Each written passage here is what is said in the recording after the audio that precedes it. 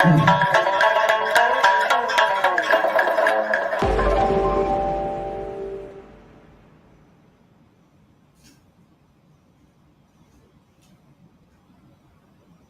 evening, ASW, and welcome to Town Hall with Mr. Z. I'm back online with you, and we've got people slowly finding their way.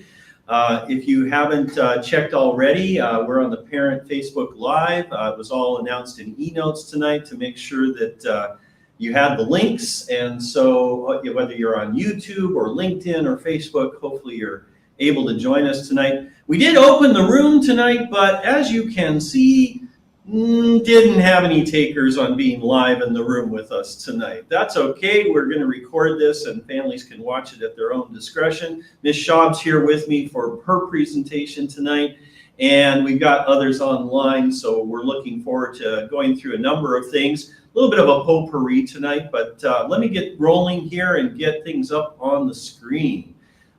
This is our October 4th Town Hall. Apologies for postponing it from last week. Due to everything that we've been dealing with, as you well know. I just want to shout out my thanks to everyone and just take a moment to remind ourselves of the various things that we have in the background of what we do. First and foremost, for tonight, your questions or comments can come via a couple of different channels. I've added things together a little bit here, but Facebook, you already know. You can join us with your comments there. If you want to go ahead and throw one in and say hello or good evening, I can throw an example up on the screen. There was a text message at the beginning of coming in on the Facebook Live that probably told you whether you wanted to add your name to your post. That's totally optional, but feel free to throw comments in there, and I'll respond here, and also we'll have people online. And there's our first couple of people. So there's a good evening from a Facebook user and also a hello ASW community. And that reminds me that you've probably got administrators online in the chat stream as well, able to answer questions as they come up. So we'll capture those. You've also got my text channel. And so if you want to text message me at my phone number there, you're welcome to do that. And I'll capture a question that way. That's mainly for our LinkedIn and Facebook users who may be seeing us from a different channel. So all good, and thank you, all of you who are dropping comments in already. Well done. After our time together tonight, if you still have remaining questions, we have our new information line on everything from construction to any other questions that you have for us. I monitored that along with a team of individuals. We route it to the right person if you go there. So if you can't remember any email address, info@aswarsaw.org is your channel for interacting with us and giving us your thoughts and also asking for help. If you need help, that's a place to go, and we'll get you to the right person to make sure that they're able to help you. So that's our channels, and that's our methodology for tonight. Our school mission we always start with, and I just want to make sure and put a focus on that. I'm going to talk at the end about board training that we were at on the weekend, and we're looking at the measurables within the school mission and how we can do even more to help you understand how we're accomplishing our mission. So look for us to be continuing to work on that. And this will always be a topic at our family dinners as we're talking about the governance work of the school and understanding what it is that we're achieving through our mission statement. We know that we're very much centered on this being determined to be a community that changes the world for the better, but we want to begin to take the rest of our mission and really tease out what does that mean and how can we accomplish that. Happy Wednesday there. We also want to talk about our Affirming Safe and Welcoming. You're going to hear at the end tonight some dates and things coming up, and one of them is our Diversity Week and our United Nations Day that are both about this affirming, safe, and welcoming place we have here at ASW that gives us a deep insight into the world. So I encourage you to stay tuned for some of those upcoming dates and the things that we're excited about in the coming weeks. I do want to just take a moment and honor Mika Weish, He was a wonderful student in our community, and I know we're all devastated by this loss. We are still in a grieving process, but I want to thank the community for giving us the space to be able to join his services last week. It was an important opportunity for our community. You saw the thank you on Monday in my weekly announcement from Agnieszka, our wonderful teacher, who, we really feel the community support for her and for all of us.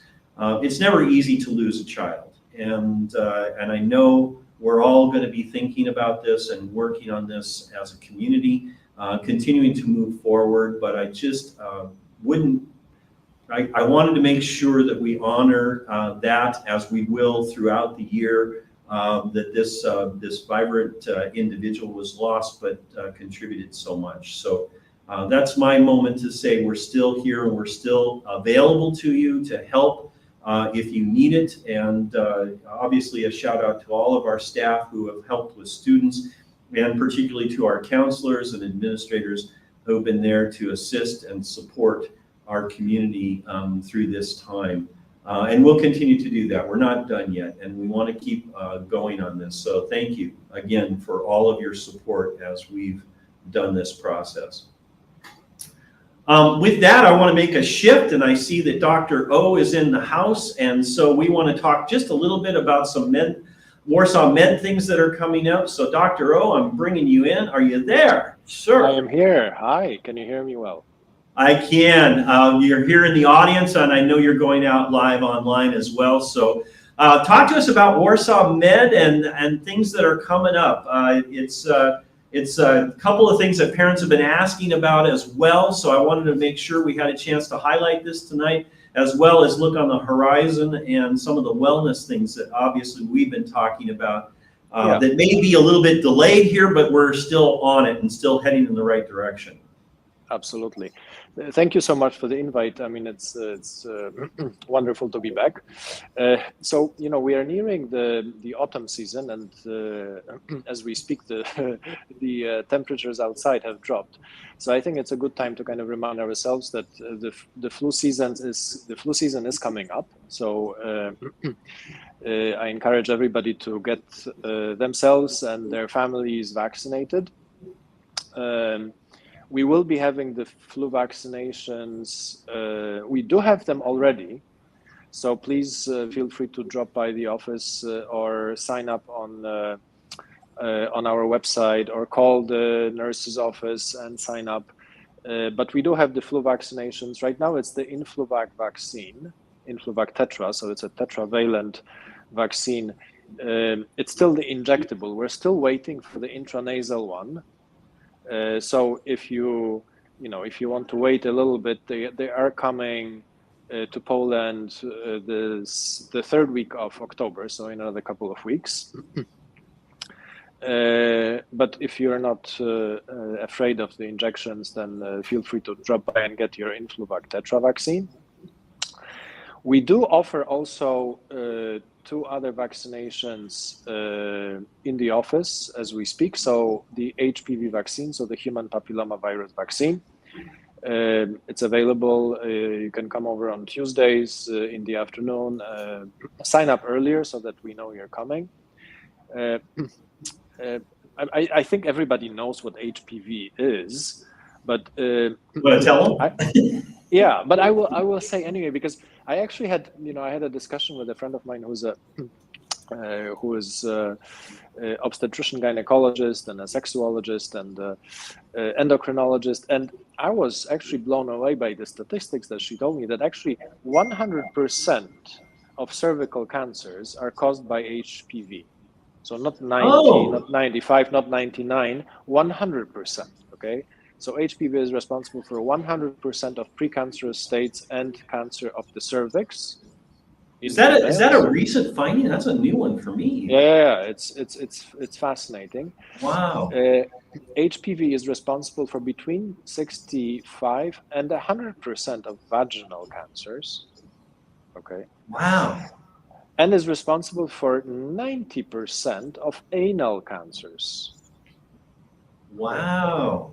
So This is mind-blowing. I actually thought it's more like 30 to 50%, but the new research shows that at least the oncogenic strains, so not all HPV strains are oncogenic, so there's dozens of HPV strains, but the oncogenic ones, to which the vaccine is protective against, they are responsible for, again, 100% cervical cancers and almost 100% of vaginal cancers, and 90% of this is later in life after you've already had the virus. This is later in life, correct. This is later in life. So it's interesting, but also about between 20 and 30% of penis cancers in males are also caused by HPV. Fascinating. So HPV was one that many parents were requesting, and they were having difficulty finding sources for this. So I'm really happy to see that you have this on the list. And here's the first question on this too. A parent that's interested: is it possible to vaccinate a 5-year-old boy against HPV? Does it make sense? Yeah, it's possible. So it's indicated, I think, so even less than 9 years old, you can vaccinate. I will check exactly, but I think it's possible. The Polish reimbursement scheme today, in the Polish reimbursement scheme, the 12 and 13-year-olds are eligible for free vaccinations. Otherwise, you have to pay. Right. There is kind of, I think it makes sense to do it as early as possible, because exposure to HPV, obviously, the risk occurs, or the highest risk occurs when sexual activity starts. Okay? So that's when the highest risk of contracting the HPV virus exists. But obviously, there is kind of some limited risk earlier than that. Hence, the vaccination age usually is in the kind of early teens, but quite often in many countries it's available much earlier. Got it. Then where are we at on COVID-19? I know we talked a little bit about this, but you've got that coming. We have this coming. Is this the trivalent or the new booster, or what is it? It's the new booster. It's the new booster from Moderna that will be available. We should. So it's not easy now, to be honest, to get a hold of the COVID-19 vaccines, because they're not as popular and they don't manufacture that many, etc., etc.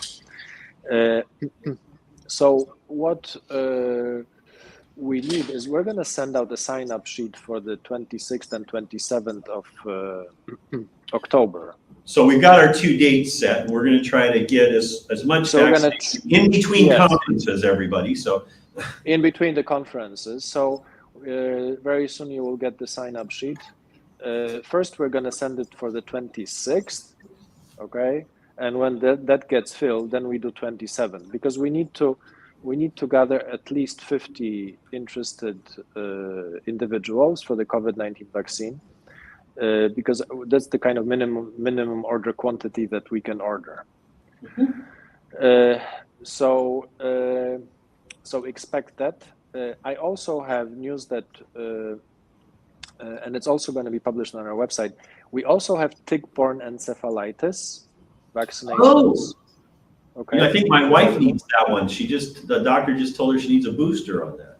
There you are. Okay, so we're going to have that. I think it's already available, but look on our website, warsawmed.com, for more details. We will have more info about the vaccinations published tomorrow, so you can look the day after. Brilliant. And that's, I think, about the vaccinations. So think about it. I mean, the flu one obviously is kind of, to me, is almost a no-brainer. COVID-19, think about it. I think it's good to do it. I would say it's probably not kind of mission critical now to do it, but since COVID-19, I think, as you probably, I think many of you headed in the last 3-4 months, because there was a wave going through Poland, and it turns out it's not such a kind of the symptoms are not that bad anymore. HPV, again, highly recommend. Read about it. Again, we're going to have more news about it in a couple of days on the website, so read about it. Read more if you'd like. Drop me a note if you'd like kind of more advice on HPV. But again, it seems like today it seems like a no-brainer, and we have the non-valent vaccine from MSD, so it's the best one currently available on the market against 9 strains of even the minor oncogenic strains are included in this non-valent vaccine from MSD, and we have the tick-borne encephalitis. Brilliant. And so we've got, you can schedule appointments on Tuesday when you have the doctor here, so you can just reach out to every Tuesday between 2 and 6. Yeah, and they'll schedule that. And then we've got 26th and 27th of October, right after UN Day, the 2 days that will be in parent conferences. So you'll have some freedom to schedule around your conferences and come to school for vaccination. And we'll have a schedule set up for that. Again, we'll start with 26 and then we'll add 27 based on demand, and also based on the scheduling needs associated with working around conferences when you end up picking your conference times.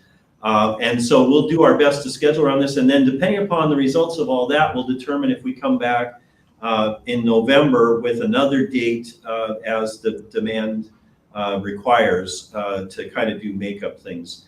And I think on some of these shots, we may have second shots that'll have to be scheduled. Yeah, there are. And for HPV, there are second shots, and for tick-borne, there are second shots, etc. So, and again, it's all in the details we're going to publish on the website tomorrow. So brilliant. And for everybody to remind themselves, it's warsawmed.com. Yeah. Right. And then also you can email, as always, aswhealth@aswarsaw.org, and they'll get you directed to the right person from there. Correct. Brilliant. Let's talk wellness. What do you got on tap for wellness? Yeah, so just 2 things I want to mention, and then one more, which is very fresh in my mind because I'm sitting at this roundtable discussion about the healthcare priorities of the Polish presidency in the Council of the EU, which is starting on the 1st of January 2025.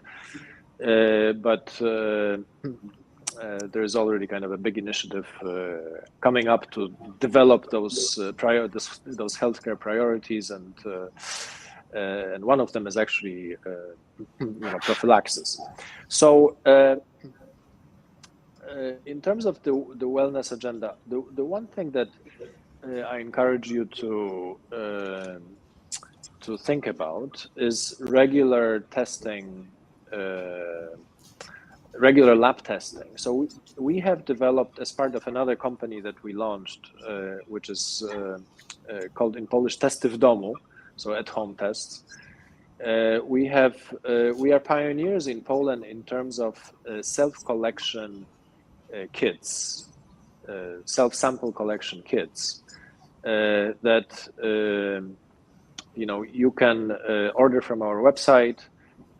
Get your finger prick blood into the test tube, or your urine sample, or your saliva sample, or your stool sample, and then send it back to us via a courier. Very soon we're going to be available also via in-post paczkomaty, so these boxes that you can kind of send boxes. So this is actually pretty cool because you eliminate a lot of the hassle associated with kind of scheduling, a consultation or then a visit to a blood collection center and kind of filling everything out. Here you can do everything from the comfort of your home whenever you feel like it. We have many tests available today, and we're continuously expanding the availability of tests. You can get your vitamin D3, you can get your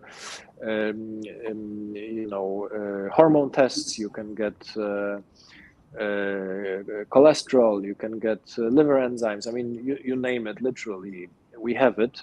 The one thing we don't have is actually complete blood count, CBC, because the blood for complete blood count has to only has a shelf life of about 4 hours before it has to be Right. so that's why we decided against it, because it's virtually impossible still today to get a turnaround time from sample collection to the lab in 4 hours with this approach. But everything else, we actually tested a lot of the stuff, and we collaborated with companies that developed those test kits in the US and in the UK. And most of the tests, the blood shelf life for the accuracy of the test to be nearly identical to venous blood tests is between 48 and 50 and 72 hours. Okay, so this is pretty good, and with today's logistics systems, even with the in-post courier, you can get it within this time frame. Today, this service is available via a direct courier, so you actually order a courier to come to your home or wherever you're collecting the sample, and they pick it up at a scheduled hour. So it's even the same day kind of delivery. As I'm understanding the science around this, and certainly there's similar kinds of setups that are emerging in the US and other places, is that the frequency of testing allows you to establish trend lines and also understand the dynamics of changing metabolism. So when you're doing it on kind of a scheduled basis, you learn more about yourself and your health and wellness over time. Correct. I mean, I think this is where medicine is going and is kind of moving into. So this continuous kind of monitoring. We still don't have the technology to continuously monitor everything. Right. We do for heart rate, with our watches. We do for blood glucose. So there are devices now available where you kind of stick a small needle into your arm. You have a patch which covers the needle and then has a Bluetooth transmitter to your phone, and then it continuously measures the blood glucose in your blood. This device is being there's also an extension of this device which will be available likely in 1 or 2 years for troponin levels, so for the marker of myocardial infarction. So this will be a fascinating one. It's an early marker, so it's kind of even for kind of 6 to 12 hours before a myocardial infarction, troponin levels rise. Okay, so this will significantly cut down mortality from myocardial infarction. But for anything else like cholesterol levels, like liver enzymes, like stress hormone levels, cortisol, like your vitamin levels, mineral levels, this regular checking reveals a lot of interesting information, which may relate again to how kind of your body reacts even to the changing seasons, even to the changing of daylight patterns, to certain events. And it's good to understand. And particularly good regionally here, because we always are talking about that every winter. Correct. The darkness. Correct. And the light panels and the vitamin D supplements that everybody takes. So. Correct. So look on our website. We will post a link on our Warsaw Med website to Test at Domu, because it's in Polish. It literally means test at home, but it's a Polish word, testeddomu.pl. So look up. There's lots of resources on the website that you can also read. Then you've got another thing we're talking about, which is mental well-being, and yes. I want you to share that, even though it's very early stages. It's a coming soon kind of thing, but it's an interesting new trend as well. Yes, so I think, and that's something that I wanted to highlight after this discussion I was having at this roundtable discussion. I mean, the kind of the mental health, especially of children, came up at least 12 times, from 12 different panelists. And everybody is saying this should be one of the priorities because it's just such an unaddressed issue. Mm-hmm. Also, neurological problems, for example. So there are more neurological patients than oncology and cardiac patients combined. Wow. Which I never heard of. I mean, I thought this cannot be, but these are the statistics. There are actually more patients suffering from neurological conditions than from cancer and cardiac conditions combined. Mm-hmm. So this mental well-being, we are together with a very innovative company out of Israel. We're building this ecosystem of monitoring, early detection, and then counseling. Okay, and the monitoring and early detection is the most fascinating part of it because it relies on patterns of voice. Okay, mm-hmm. So there are approximately 200 different vocal parameters unrelated to the content that you're speaking, but to the tone of voice, the pitch of voice, the speed, the frequency, the certain intonations, etc., etc., which are analyzed, which can be analyzed. And there are now companies utilizing this, not many, there's only a few in the world, that are utilizing this vocal analysis to detect certain things, okay? And one of these things are is mental well-being, okay? Because apparently, and there's good research, and this company out of Israel, they have good research which is being published now, which shows there is a correlation between certain parameters and, for example, depression.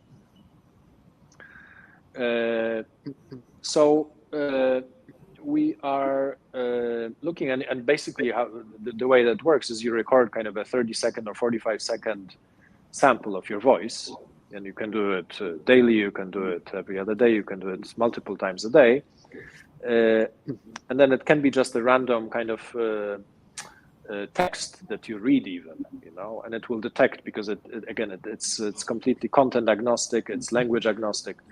It just looks at the vocal parameters. In the first kind of few recordings, it establishes a baseline for your voice, okay? Mm-hmm.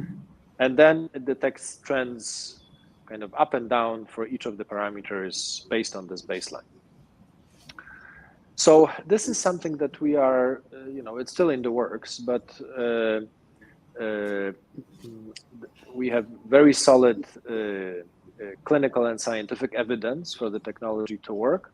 Mm-hmm. And we're building an ecosystem around it. So again, it's around monitoring, early detection, and then counseling, which is important, so that there's a full circle, of again, early diagnosis, early detection, and then support. Well, and it stands to reason, because I know that we all say to each other all the time, boy, you sound stressed. I heard it in your voice, when I talked to you on the phone, or when I saw you in the hallway. So, we already have this kind of internal sense that voice does share about how a person's feeling, even if the words don't say so. Yes, correct. This is fascinating stuff, and I'm excited. And this is more than just feeling, again. Yeah. And the caveat is this is not a medical device, and it's okay. So it doesn't have the medical device classification yet. Although I think with time we will be working on this as well. But at least it gives kind of signals, and this is what is important, this signaling and kind of showing the amber flags or red flags, and then kind of knowing who to refer to a specialist, a counselor, internally or externally, to then see if there is reason for worry or not. Mm-hmm. Brilliant. Well, that's a wonderful list of things to look forward to. The at-home sample collection, the mental well-being, and the voice patterns coming soon. Again, hopefully we can flesh out all corners of how we assess wellness and how we plan for just improvement and enjoying life better by making sure that we deal with the things we need to deal with. Absolutely. Health and well-being, sleep patterns, all these things are very important to Critical. a holistic approach to understanding how we live and learn together. And I think that's important to schools in particular. One of the topics that came up also in this roundtable discussion, actually by the head of the Polish Pediatric Society, she said, "Look, we need a subject in schools as early as first grade, which is health education." Mm-hmm. I think this resonates with me quite a lot, because I think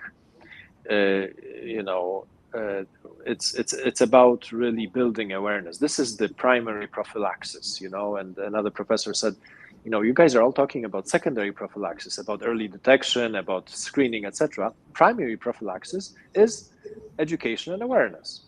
Yeah.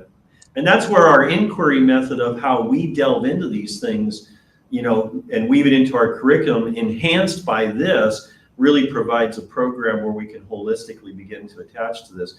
For parents out there to know, we've just finished a process of reviewing our health curriculum.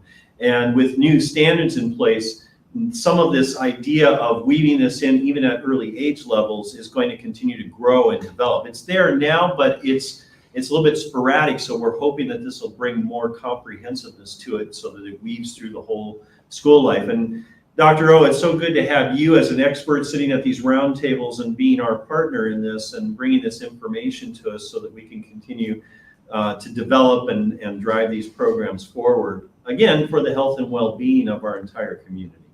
Pleasure. Thank you for having me. No worries. Thank you, sir, and have a good evening, and go back to your roundtable. You too. Thanks a lot. Take care. Bye. All right. So with that, I'm going to make a transition here and welcome my partner in crime on the curriculum side, Ms. Shaw, is going to come up and talk to us a little bit about realizing our vision. Oh, sorry, you're right. I got to do my piece first, so give me a second. I just want to do a quick piece on the realizing our vision, because this is our facilities maintenance. I just want to talk about the fact that this was a slide I showed you quite a while back about how we would be doing the internal work in addition to the bigger works. We have, as you know, our third grade out in the Dean right now, and they're just about to move into their new classrooms. In fact, they were busy packing up today so that we can make that as comfortable a switch as possible. My many thanks to the teachers. I know this is challenging for them in making this move. We have other classrooms that will be moving out to the Dean, and we'll continue this process of moving through the building with classroom chunks. Now, our plan has changed based on what we learned through this first process. So these circles and these banks of classrooms are not accurate on the screen, but it still gives you a picture of what we're doing, is that there are blocks of classrooms where we'll move out, they'll go in, they'll renovate, and they'll get things done, and then we'll move back in, and we'll continue that process on a 3 to 4 week schedule over the course of the year. And so the first move, the first completion of a cycle is going to take place this weekend. And so it's really exciting to see that work come together and have our classes move into their newly renovated spaces. Again, a lot of things with airflow dynamics and windows and ventilation and all the key infrastructure that will get us along this project with the internal parts of the building to go with the bigger works that you all see visibly happening in the center. This coming Friday, I'm going to be doing a walkthrough of some of the spaces and getting a lot of photos together for you. So my hope is to put a little bit of video slideshow together to show you how those projects are coming together. There was a significant cement pour the other day, and some of the interior works are starting to appear. And so the places are taking shape, and we're excited to be able to share that with you as that starts to come together on our annex connection, as well as our central services building out front. And also the interior spaces on the ground floor are beginning to take shape. I know some design center folks that are really excited to hear that as they've been involved and as they've seen that begin to take shape internally. So we're excited about that.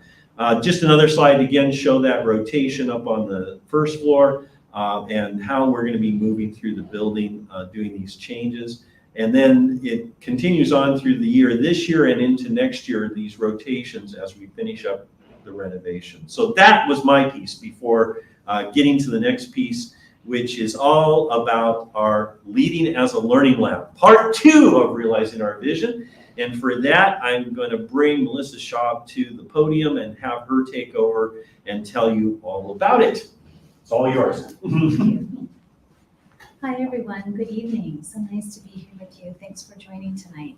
I am going to make one comment about our third graders leaving the team, because that is where my office is, and I have had such an incredible time sharing that space with them. I have fallen in love with them.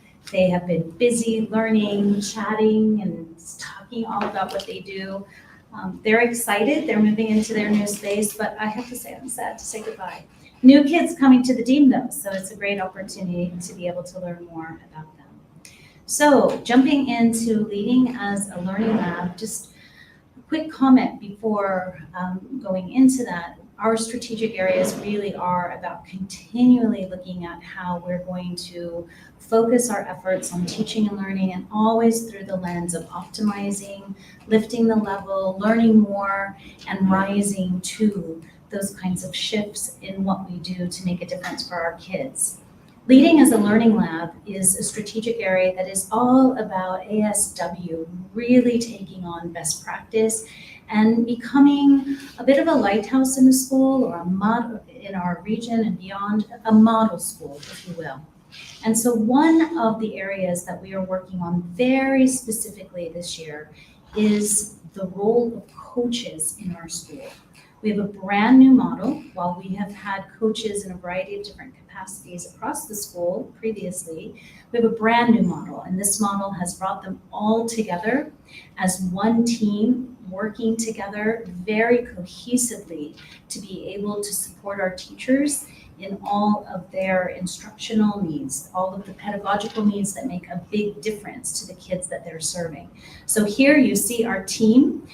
We have engaged in this process with a bit of a design thinking mindset, and the model that we're working with was formed as a result of several team members last year doing research internally, externally, and starting to really think about how do we take such an incredible resource and grow the capacity of our teachers, support them as they grow their own capacity with strategies and skills, and how do we use this mechanism to really make a difference and create that continual professional development in the building. And so these individuals have been working. We've got a bit of a project management model going on, and through that design thinking lens, there are some prototypes, and they have been working to figure out what is the best way, how do they manage projects. And I want to shout out to them tonight because they have been really incredible with this project. And we have started to really see teachers reaching out and seeking support. Tomorrow in our professional development day, which you'll hear a little bit more about, they will be presenting their very first prototype and talking with teachers about all of the things they've learned thus far this year and how they're going to be continuing to support. So really, really an exciting part of our strategic work this year, and a great big thank you to all 7 of them who've been part of this work. All right, moving into taking action to be affirming, safe, and welcoming, another one of our strategic areas, which is really, really an essential part of the work that we do. We are, yep, that one seems to be away. Yeah, you added it after I looked. Okay, give us 1 second. You have to do one reload, sorry about that. Hi, this is a technical thing, so just give us 1 second.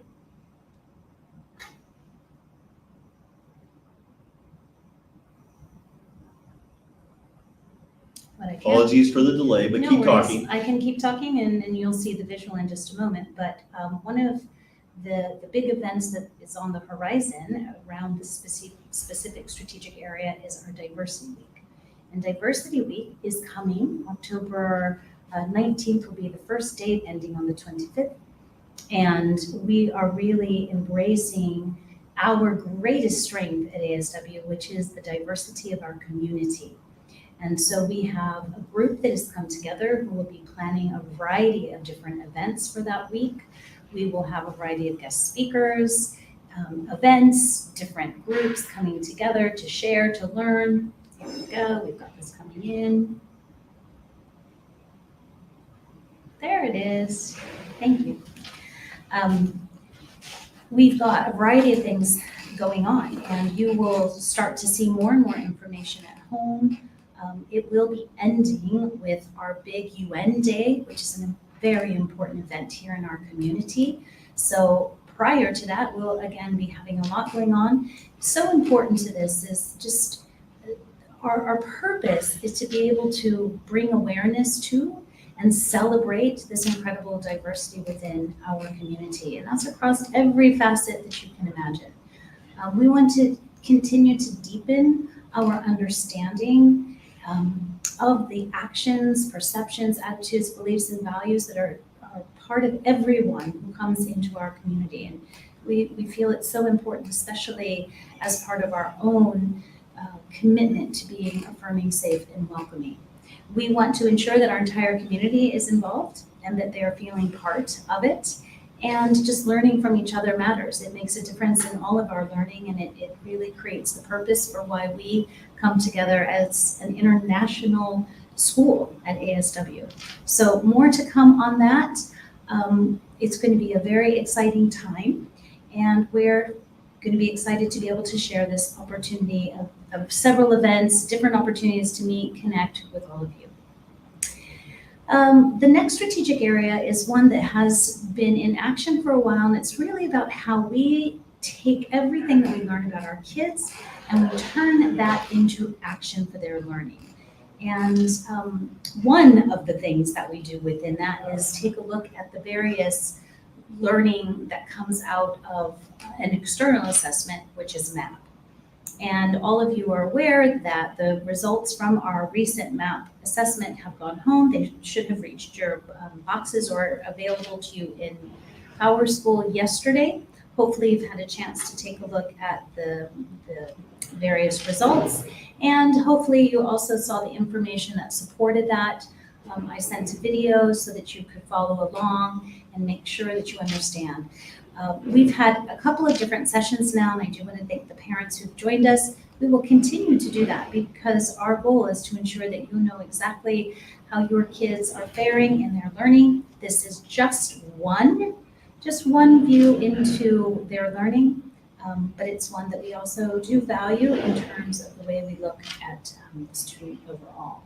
I wanted to take a little bit of time tonight, since we have this opportunity to be together, to give you some big picture views about how our kids fare at ASW. So what I'm going to show you is some end of year 2023 or 2022-23, so our May, June of last year results. We're going to be taking a look at ASW in comparison to international scores, as well as a zoom in into our region, which is our CESA region. So I'll jump into that now. Just a couple of things to note as we do this. When we look at international scores, NWEA, which is the organization that supports this entire assessment, they're really clear with us that they do it because we are curious, we're interested, this is our comparison group that is important to us, but because of numbers, we do not have the type of statistical significance that is really precise and accurate. And so we're able to get a sense of the reporting out of the scores. We get to take a look at that, and it's helpful. It gives us patterns and it gives us trends, but we have to always be super mindful as we're looking at it. It is not as statistically significant as when we're comparing to the US. Okay, so here's just a quick view into international comparisons across all of the schools that engage in MAP, and then it's put together so that we have some norms and some means. This was spring for reading. Since they may not be able to read it, you might want to Yeah. tell them which line is which. Yes, I'm heading that way. What you're gonna see here is that the orange represents ASW, so those are our kids. And it goes across grade levels at the bottom. So we start with grade 3, we move all the way to grade 10. So you can follow that orange line. You can't see the written numbers right now, but at the end of the day, what we want to be looking at is the projection across the grade levels, as well as where that is in reference to the blue line. And the blue line is our reference point or the mean for those international schools. So you can see we are proudly writing above those particular means, and that feels really great to be able to take a look at that. It allows us to think about what we're doing, how we're doing it, and gives us just that sense of how our kids are doing as compared to like ages, like grades across international schools. Same trend if you take a look at the mathematics comparisons. Again, orange being ASW and the blue being international schools overall. And then as we move into CISA, we take a look at, again, orange being ASW and blue the schools in our regions. That really makes up, it's made up mostly of Eastern European schools. And so you see that we're pretty close. We have a few, I would say it's very tiny. It's 1 to 2 RIT numbers below at a certain grade, but that below is not significant. It doesn't mean that we have kids who are at a loss. It just gives us some information about how we fare according to this particular region. Keep in mind that we're looking at different numbers. We've got schools that have very small populations. We have schools that are larger, like ourselves. And so that does kind of skew results on some level. But it's important for us, again, just to take a look and get a sense of how we're doing, especially within our region. So this is math. And then this one actually is reading, and I'm sorry that says math up there, but this one is the reading score. So you will see that we've got kids who are definitely showing strength in reading, and you'll see, again, we are following that trend, moving up across the grades and doing quite well as we look at the comparison to our like schools in the region. This is a different kind of chart to take a look at, and this is actually coming from our most recent testing, which ended a week and a half ago, 2 weeks ago now. And so while I don't have a graph and a chart for you here, what I do have for you is just a quick peek at the norm comparisons. And when we look at the norm, this is from a RIT score, and the RIT is the unit of measurement. It's how we take a look at kids and how they grow over time. These numbers represent the bands of sophistication of the curriculum, and it gives the mean. So we're looking at the mean for the grade level. If you look at the first column that is colored, that is our ASW mean RIT for fall 2023. And then we have our NWEA 2020 norms. We're always using the same set of norms. They don't change along with our testing windows.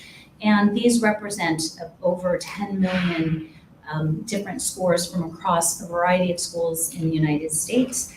That's how we're comparing our growth. So if you take a look, you can see we're really close in certain areas and actually performing above that NWEA US norm. So really, this looks great for us right now. This is an exciting measure. We like to also take a look at growth and growth projections. That will come out for those of you who have had children who have already taken this. You'll see that in your own report.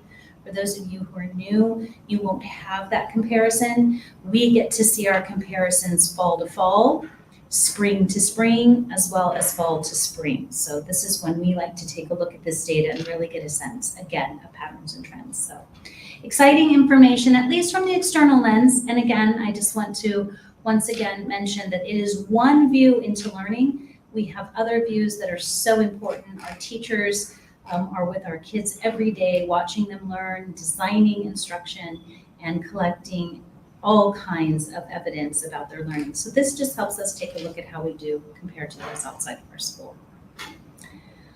All right, the last part of teaching and learning that I wanted to share with you is to just kind of open the window into our PD days and give you a sense of what we do when your kids are away from school, when we have this opportunity to spend time professionally developing within this context.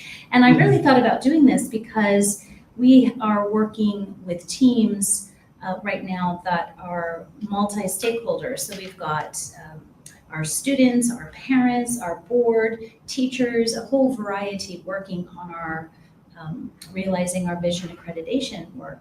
And recently one of them said, we have no idea what teachers do. Like when we are not there, what happens on those days? We have no idea.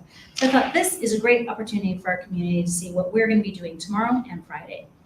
So just a quick view in, we've got a pretty packed schedule for both days. Both of them allow us an opportunity to really dive deeply into our community reflection work that is part of realizing our vision, that is an accreditation, part of the accreditation work that we're doing, where we really are spending a lot of time digging very deeply into where we are as it relates to teaching and learning, very specifically to our learning principles, as well as our IB standards and practices. We'll have teams tomorrow doing that kind of reflection work, and it will be very exciting as they come together, really specifically taking a look at the evidence of learning, the impact of learning for our kids, and making some decisions about where we are, our current reality, versus where we hope to be going and growing as a school. We have curriculum in reviews. We have our design teams working on curriculum and developing that to the next level. Our counselors are working on continuing to develop their program, and we will have an opportunity for our teachers to actually give to one another in what we call learn-along sessions. And that's always very exciting when teachers can share strong pedagogy with their colleagues, and we just have that opportunity to engage in workshops and sessions that just inspire and promote new strategies. Lastly, we will be inviting a consultant into our work. It will be virtual. It is to support that Diversity Week initiative that I mentioned to you. And this is Homa Tavinger. And I'd like to just make sure that the community knows that we are inviting someone who comes with an incredible background, has been highly influential in schools in the US and in international schools around the world. Her work has been about being a global citizen, really understanding diversity and working with a variety of different organizations to just build that notion of us and that whole idea that we're we and that we each have purpose, and there's an incredible need to ensure that belonging sits at the heart of that. So she will be working with our teams 1 hour each to really lean into preparing for Diversity Week and preparing our kids. And then she will be giving us a keynote, which is on compassion and grace. So just a really great opportunity. Again, she's an author of a variety of different books. She is a co-founder of the Big Questions Institute, which is an organization that we educators lean into. It's really something important, inviting us to be thinking about education in new ways, as well as the Oneness Lab. And then last but not least, just to give you an insight into the learn-along sessions that I mentioned, we have a variety of teachers who have offered up just some time to be able to share, and this is kind of what that looks like. This is only one session. We have 4 of them, and really, it's going to be quite exciting. So that's what we do when we all come together on a PD day. I will hand it back to Mr. Zerfield. And thank you, Ms. Schaub, for taking us through that. It's really amazing the things that we do on PD Day. This year was unique in why we needed the 2 days. As you can see from the agenda, we have a lot to do in ROV accreditation work that we had to add to what would normally be a single day for us to just do the professional development side. This is really work plus professional development, and we value and respect all staff for the work that they're going to do over the next couple of days. That's so critical to us as an organization, continuing to refine and find our path forward. And so I'm going to value every minute of the next couple of days in this precious time that we get occasionally during the year. There's another PD day that comes up in the springtime. That'll be a more normal offering of opportunities for us. We'll be past accreditation by that time and our visit. And so we'll be looking for additional topics to carry us through on the various work that we're doing and that we're defining through this process tomorrow. I've got a quick screen of look-aheads up here for you. So the PD Day tomorrow and Friday, you know about. It's a no-school day for students. We have another MYP parent engagement. I enjoyed joining parents earlier this week talking about the personal project.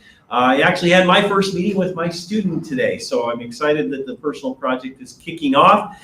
And it's a wonderful experience for our students in grade 10 as they hone their projects and build their proposals and meet with their supervisors. It's all getting off to a great start, and I certainly enjoyed my conversation today with Caleb. So Caleb, good luck. Hope that proposal's coming together. We have a board meeting coming up on October 16th, and then a bunch of busy activities. We have our high school fall musical on the 19th, 20th, and a matinee on the 21st.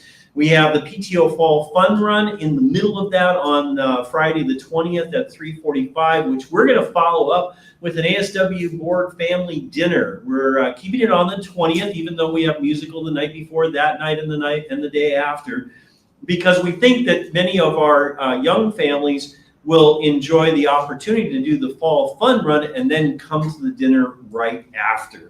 And so we'll be ready to facilitate that and have our dinner while we've got also a crew in the theater enjoying a wonderful musical presentation by our high school students. I know they're getting ready and getting really excited as it gets closer with each day. We'll talk more about that in upcoming bulletins and make sure you have all that information. Ms. Shaw already told you about Diversity Week, so we've got that coming up and culminating in our UN Day. So lots of planning there. You'll see information, e-notes tonight, I believe, giving you some details on organizing the countries and working together to get the tables together as we've done every year for our 70-year history of this school. It goes right back to 1953. And it's been a wonderful culminating event for us each year. We, of course, have the 70th birthday that lays on top of this, so we'll be looking for some extra excitement on the day. We mentioned parent-teacher conferences coming up on the 26th and 27th, so please take note of those. More information is coming on that shortly. As we said, immunizations are also planned for those 2 days, and so if you can work around your conference appointments that you'll be doing online, you'll be able to pop into school and do immunizations for yourself or your children at your discretion. This is optional sign up, but it's an opportunity for us to provide that. And then fall break comes right after the conferences for the week of the 30th to the 3rd, and we're excited that that break will give us a chance to take a breath and then get ready for the busyness of the holiday season as we move our way into the remainder of November and December. We got one more announcement here, and that is a PTO coffee morning that I missed on October 13th. Friday the 13th, you sure we want to have a coffee on that? Just kidding. We'll have a coffee out and ready, and we'll have updates on UN Day and lots to complete. So please come join us for the coffee morning on the 13th. Let's see, I think there's lots of other things on the calendar. Stay in touch with e-notes and with the weekly update to keep in tune with those dates as they emerge. Let's see. I just want to share one last note. This is a great picture from this last weekend. I was with a group of our Board of Trustees at governance training. You can see them scattered in the crowd there, but I just wanted to shout out the one tall guy on the right-hand side. That's Dr. Charles Barter, Chip, we call him, Chip Barter. And he was ASW's director from 2002 to 2008. He's a good friend of mine. He's gone on to other places around the world finishing up right before his retirement from Eunice in Hanoi, and now is leading governance training sessions due to his stellar work in Eunice and in all the schools he's been in, helping with training of board members so that they can continue to grow their capabilities and talents.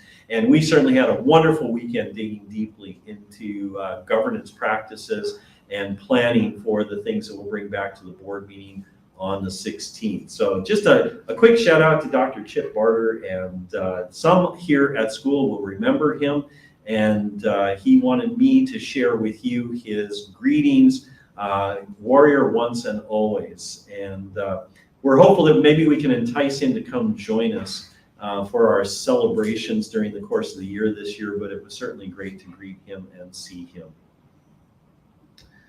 That's it for me tonight. Thank you for joining us. It's been a wonderful hour together, hopefully helpful and informative to you.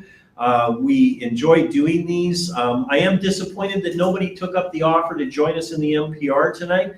We had the chairs ready, they're there, and we'll have them next time as well. Please feel free to come and we can have more of a conversation that we can share out with everyone else. So that we can really dig into the things you want to talk about. If there's any other questions, feel free to throw them in the comments. But I think at this point, it's good for me to bring this to a close. My thanks as always to the community that continues to support us on a daily basis, for all of the collective wisdom that we all share together. It's certainly a wonderful journey together that we take on this road called school. Have a wonderful evening, everyone. Really, again, enjoy the remainder of the next couple of weeks as we have these amazing fun activities on tap for all of you. Have a wonderful night, everyone. Bye-bye.